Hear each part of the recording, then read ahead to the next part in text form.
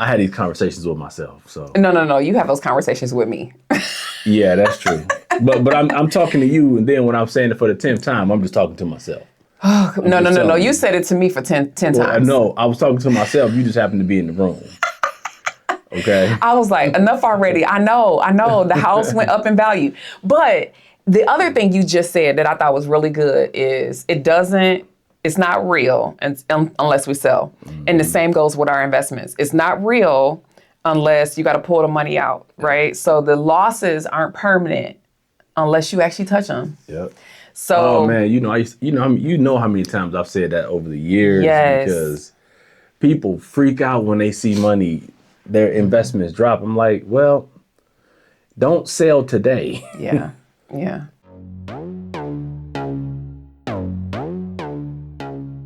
Welcome. This is For Better and Worth, the podcast where we don't believe you have to sacrifice your relationship while you grow and build your net worth.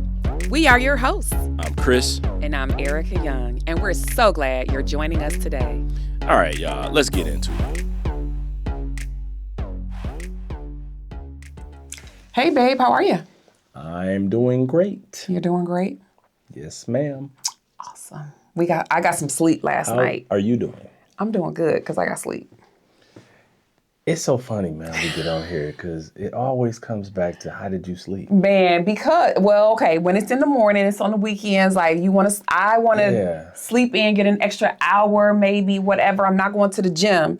And so when I know that I have gotten 7 hours. I guess to let people know, we do a lot of recording on the weekend, mm-hmm. Because we have business and jobs during the week, and we have to allow time for this. Mm-hmm. And I didn't sleep as well last night. Mm-hmm. So if you see me yawn, just know that. Oh, Lord.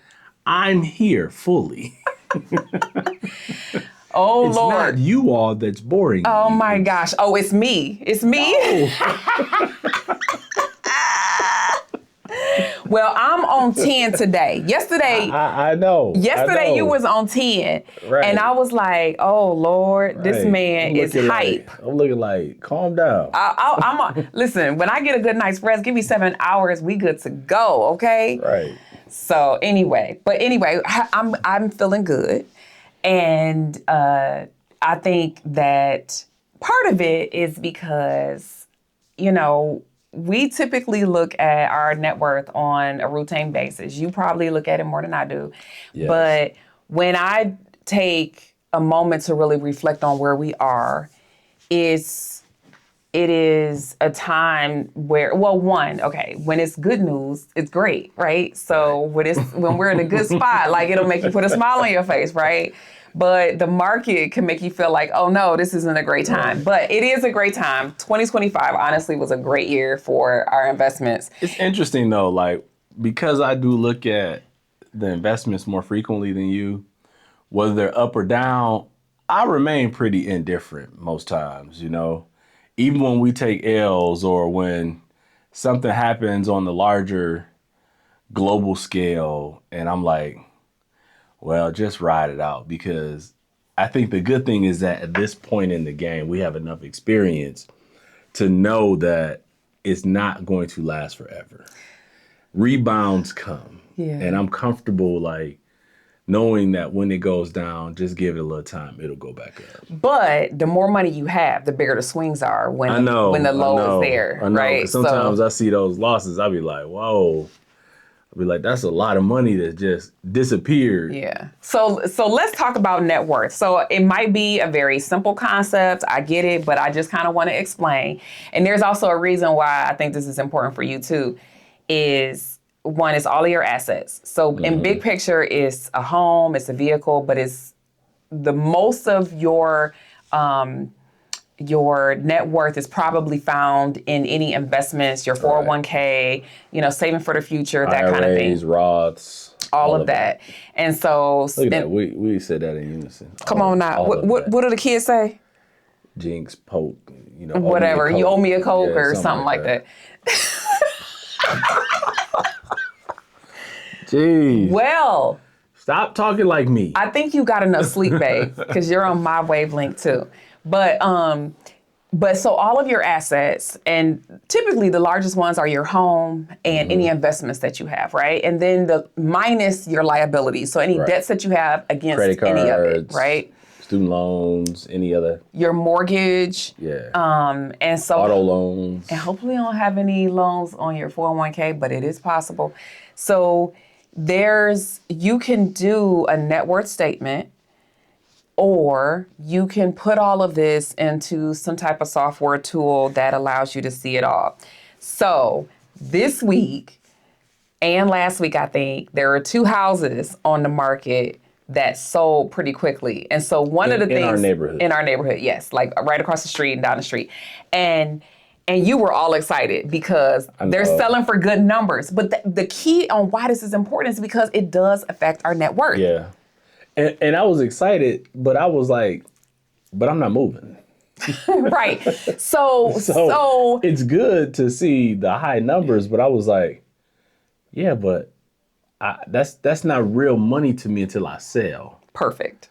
So though it was exciting, I was like, yeah, it really means nothing though, because I'm not leaving. Because if I sell my house, I got to go buy another house. But when you look at the online registries for home selling and then the neighborhoods and all the things, it means that potentially our net worth goes up a little bit Yes. because it's sold for a higher price. Yep. And so that, let's just call it, I'm going to say it's probably $30,000 that, our home value probably went up in over the last year. And I'm like, man, okay, that's great. And then when we're looking at our other investments, I think it's more than that. it might be. I'm probably conservative. Yeah, because I'm looking at those houses selling, and I'm terrible because I'm like, well, they don't have this, they ain't do these renovations we've done and this. And I know that you do renovations and stuff for you because you don't always get that money back immediately. But I was like, comparing, well, if they got that and I got this, then if they get this much, I'm going to get...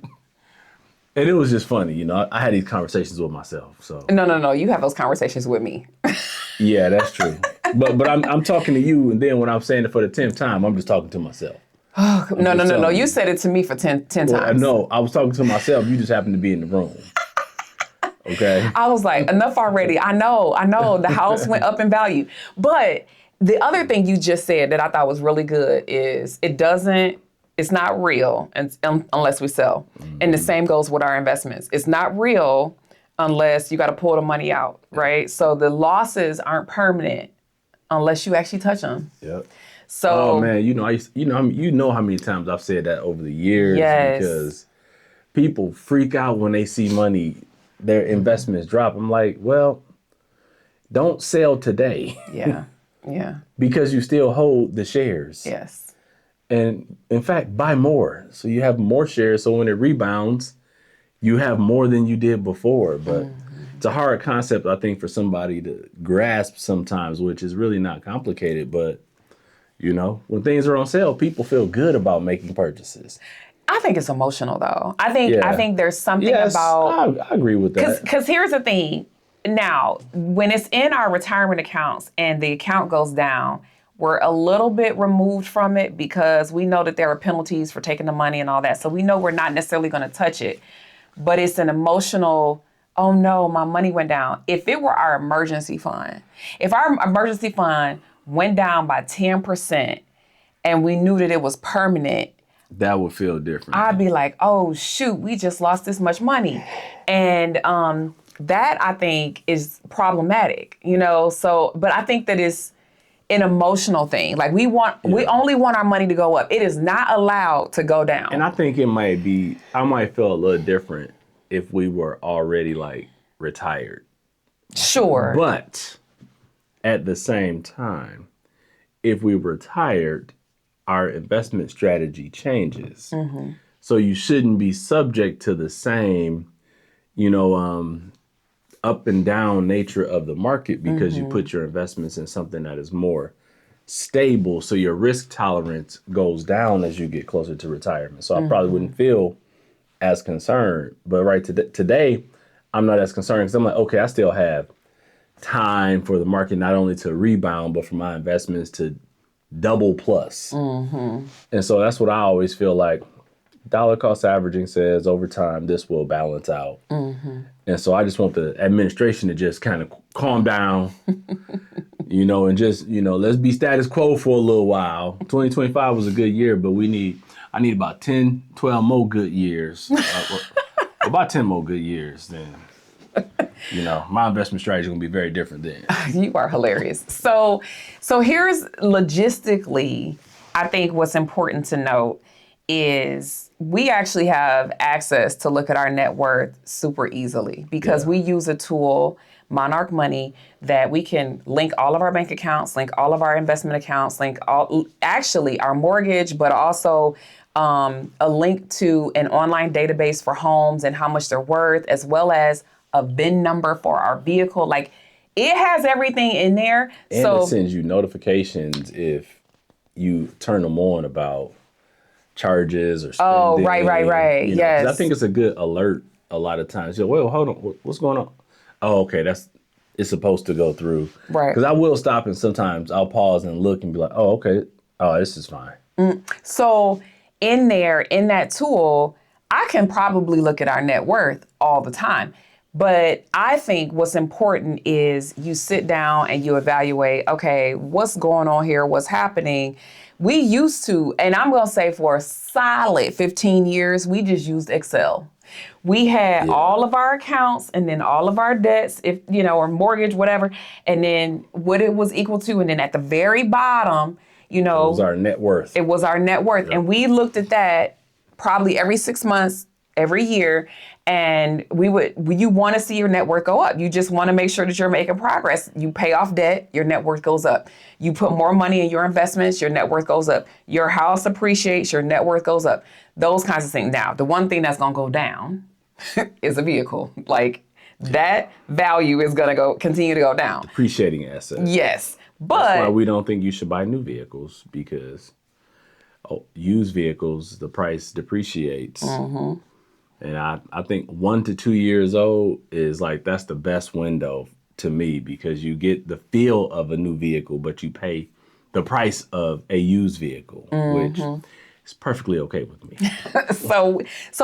We have a tool that helps us to have this conversation, but I do think that there's a little bit of intentionality around sitting down and talking about what's really going on. So one of the things that we do, twice a year, is we talk to our financial advisor about what's happening in our long-term retirement accounts and if any adjustments are needed and things like that. And so I think the reset, when you actually are evaluating and not just looking at the number, is to see, does anything need to change or shift? Has anyone changed jobs? Is something underperforming, or is there a better strategy that we can employ, that kind of stuff? And I think we also talk about our strategies overall and how they may be shifting. As we get older and we have kids that are leaving the home, we have to start shifting our strategy as we lean more towards what the future and retirement will start to look like. Mm-hmm. And so I know that's a conversation we often have. And that has actually shaped some of the things that we've decided to do as we move forward. And so I think these are very important conversations to have. Mm-hmm. Absolutely. So having, the trigger could be every January or every December you have the conversation, but it could also be, let's talk with our financial advisor, or let me talk with a plan administrator at work about, my 401k at work. Those kinds of things. And those things should probably happen twice a year. And I don't think people take enough advantage of those things because there's so many things that people who work corporate jobs that they offer that you just have to tap in and lean into, because there's so much knowledge and education available. And just even calling the plan administrator and talking through your investments, you have through work, that's typically a benefit that almost every company provides. Mm-hmm. And when I worked at Motorola, my very first job, how I got into being interested in Money Matters was I literally took every class that they had on learning about your money. Most of it was around retirement funds, But I didn't care. I was like, I'm going to take all these classes. I had conversations with people. I was like, you better teach me because I'm not about to, no one taught me that before I left the house. And so I think for me, it was so important. I'm like, well, shoot, they giving this to me for free. I'm going to take every advantage of it. I remember you taking those courses at work and they had like notebooks and workbooks and you were coming in. Then we would talk about it at home and yeah, I remember that. That's so funny. That was back in the day. Not a time now they do all that stuff online and stuff like that. But I mean, I had conversations. You can have a conversation with your plan administrator. I talk to these people on a regular basis. They do manage a lot of people, or a lot of companies, but they are there for you as a resource. And I don't think enough people take advantage of that benefit. Yep. So I would 100% agree. And if you make yourself available in those situations, they'll usually make themselves available to you. Right. Yeah. Yeah. And that's what they're there for. So this year I did a thing. I don't think I've done this before. I think this might have been the first. I mean, we've noticed it, but this might be one of the first times we really caught attention to it. Yeah, no, I don't think I've ever calculated January to January how much our money made for us. So what was the increase in our overall assets minus any liabilities? The only liability we have right now is our mortgage. And it's quickly, hopefully, about to be paid off. Yeah. Woo! But so our net worth, I wanted to see how it changed from January to January. Of course, of the year, yeah. And it was amazing. This number, $300,000. I was like, like, I don't know. I was so excited. I was incredibly excited because frankly, that's somebody's retirement fund right there. It could be. And the other thing that I was thinking about was we could easily live off of what our money made, right? So without using any of the principal dollars, we could eat like the increase of our dollars over the course of 12 months, we could live very, very comfortably on that. And so I'm like, oh my gosh, that was amazing. So that was significant because that is the beauty of compound interest. That is like the eighth wonder of the world to me. Yeah, and I think that's just another motivator to keep you to stay the course. Because you see the outcomes of the choices and decisions that you've made. And those meetings we have with our investment advisors and, making adjustments or, thinking about strategy and doing things differently, that's what it led to. And if we continue to repeat that, then, it's only going to continue to grow and we can set what we want to live off of in retirement. And that's generation. That's what we're talking about. Progress. It doesn't have to be perfect, but you have to continuously make progress. And to me, that is definitely progress. So if your money is working that hard for you, you should work hard enough to keep it that way. So the biggest thing that we have not done in 26 years probably is take a loan on a 401k. Yeah. Never. So two things. We have not taken a loan on a 401k. Right. And when we did at first, we didn't take a loan. We actually just took a withdrawal when we were buying our very first house. I don't recommend that either, but we did that. We didn't have a lot of money in that. I'm trying to think when we first got married, I had a small. You probably had a 401k from a different company. Yeah. It was so small. It was like. Yeah. It was like a few $1,000s. We were like. And people negate the impact of those dollars. We did at the time when we were young. If that was a few thousand then, 25 years later, invested in the market, I don't even want to do the calculation because I can't even remember what we spent it on. No, I think it was for our house, honestly, because we were married for 1 year when we purchased our home, and we just didn't. We were cash poor. That's the honest truth. We wanted to get a house, and we were willing to go the distance. We didn't want to wait, and be it right or wrong, that's what we did. And so, and actually, I wouldn't recommend it. So I don't know if right or wrong is the actual conversation, but I do think wrong or wrong. Would not do it again. Right. But I love that. Look. That's how our story began. That's right. That's right. I love that house. And the kids were born in that house. And we had good times in that house. And I have a bunch of bad memories about that house too, because we rented that house.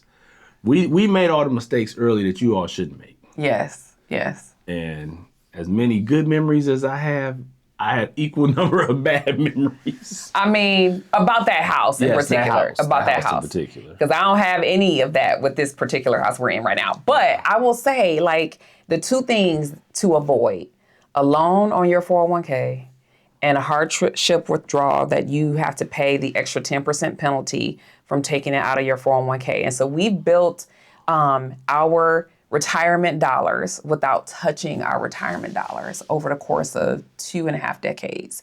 And so my whole thing is this: you can't build wealth if you are sabotaging yourself on the back end. That's key. And so if you really want your money to work hard for you, you got to work hard at not Yes. touching it so it can grow. Let it flourish. Let it go. Yeah, I think you make good points there about letting it grow and not touching it.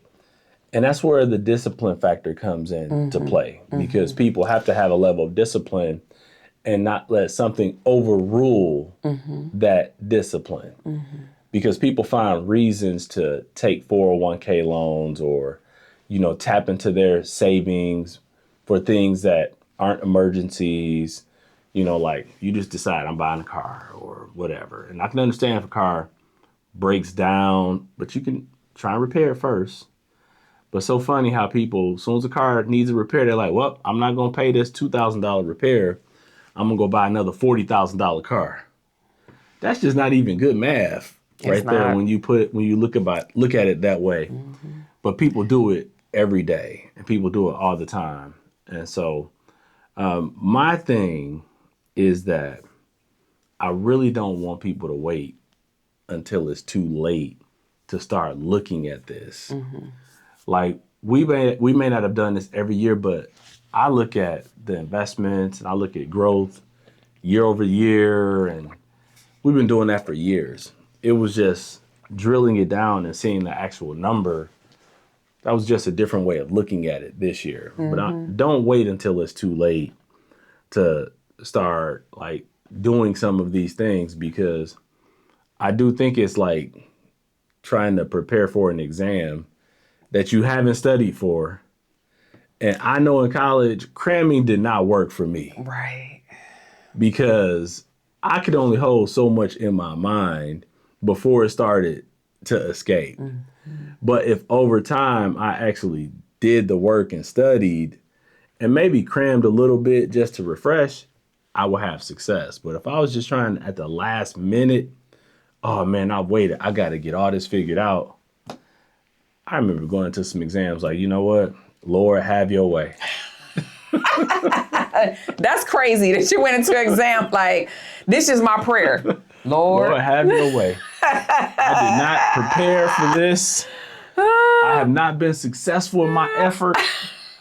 So I'm just praying that you have your way. I'm with this submitting to exam. you, Lord. And I got some of them exams back, was like, the Lord had his way, but the devil was at his work. The devil was at work here. Oh, that's a mess. So here's what's really wild is we talked to an advisor some months ago, 4 months ago or so. And one of the things he said was, I can't tell you how many times people come into my office and they say, I want to retire in about 10 years. Can you help me? And they haven't looked at their net worth, or they haven't reevaluated along the way. And the challenge with that situation is that if you didn't make the adjustments in the last, say, 10 years, It's crazy. what do you think you have to do over the next 10 years in order to prepare to retire? Stress yourself out. Because granted, you might, it's going to probably require $2,000 or $3,000 a month of saving Stress yourself out. to actually get there. And if you've only been saving $200 or $300 a month, whoa, that's a jump, Man, right? I feel like a broken record. Every podcast. What you about to say? Have a plan. It seems just so simple, Yes. so remedial, but it bears repeating. Like every episode, I think a plan is at the heart of everything I say. I think we're saying it a million different ways. Yeah, yeah.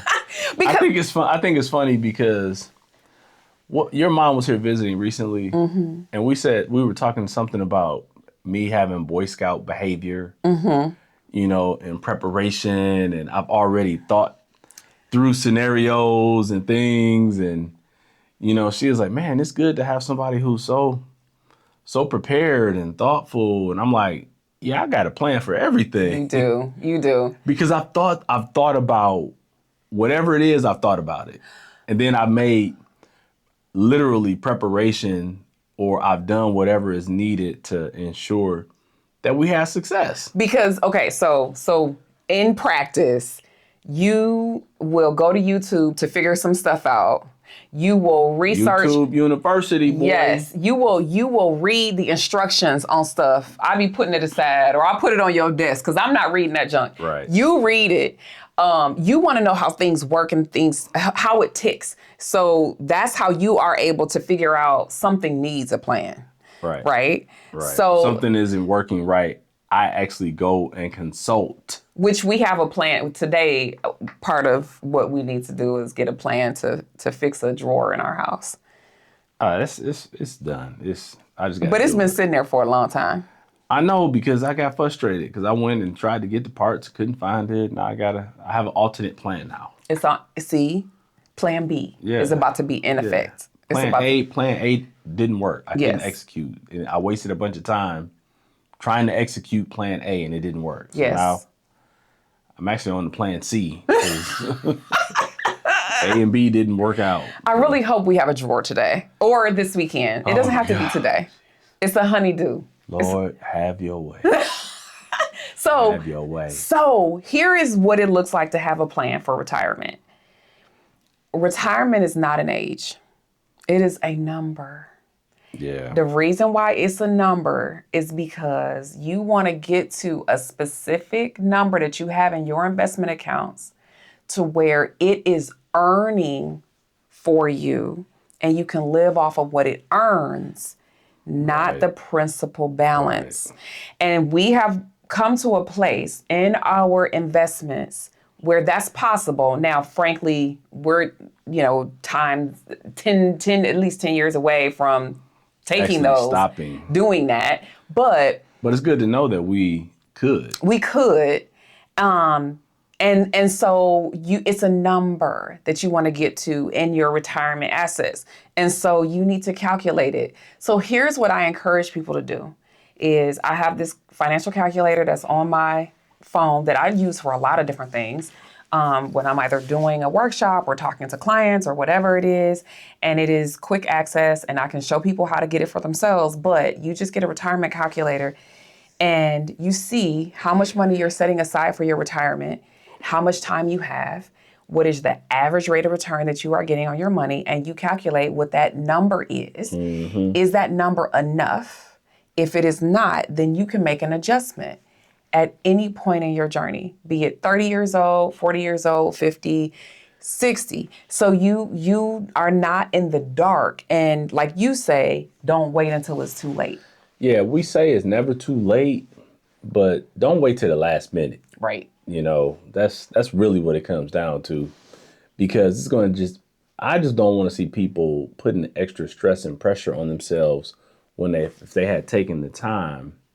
That's why I push young people to start early, Yes. because you can make decisions along the way to even scale investing back some. If you want to redirect funds and just have more fun or play money, if you're on track with the plan, perfectly okay to do. But if you're 60 years old going to an investment advisor saying, "Hey, how can you help me to retire?" and you've never taken any proactive measures along the way, all I can say is good luck. I was about to say the same thing. Good luck. So, I think the point in our podcast is to give folks a million different ways to have the plan that you speak of, take that we talk action. about.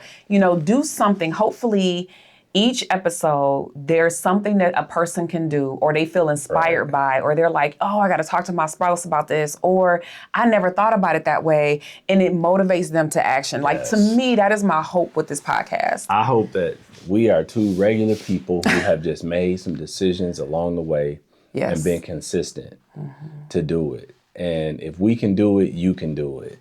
But like we say, you cannot wait to the last minute and expect to get maximum results. That's like training for a marathon and you start running a week before.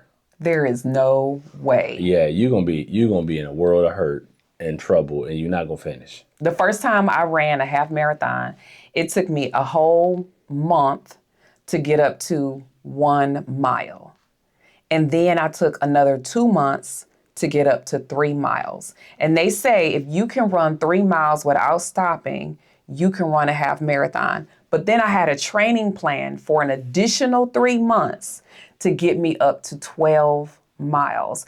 And then I never ran 13.1 miles until the day I ran that half marathon. But you know what you just said? It took 6 months of training to prepare you from start to finish to run the full marathon. The full half, because I ain't never ran no marathon. To run the full half marathon. And I never was a runner. I was never that kind of person. I never did track or anything like that. It was an experiment in what can my body do. And since then, I don't think I've run 10 half marathons, but I'm certain it's between 6 or 8. And I got into it, and I've run lots of other 5Ks and 10Ks and that kind of thing in between. But that was something I wasn't certain I could do. Right. And so pace yourself, have a plan, know what the end goal is so you can get there. Now, I will say, if you like me, I don't think it take all that. What does it take? Well, running 13 miles, 20 miles, it don't take all that. You know, like it's people like me that's like, I'm not running like that. I'm running to people chasing. Listen. I will hit the gym and lift weights and all that. And I love that stuff. But that take all that 20 and 10 miles.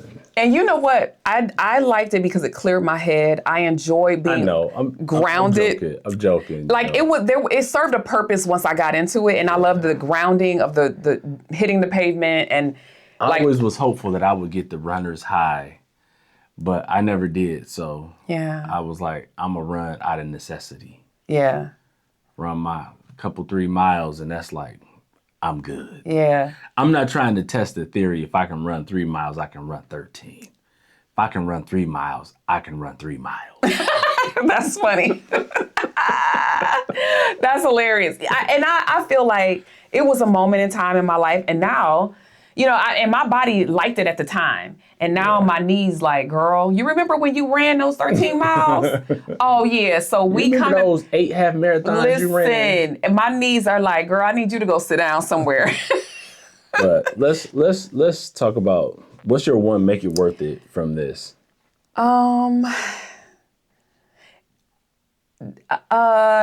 Look on a routine basis at your net worth.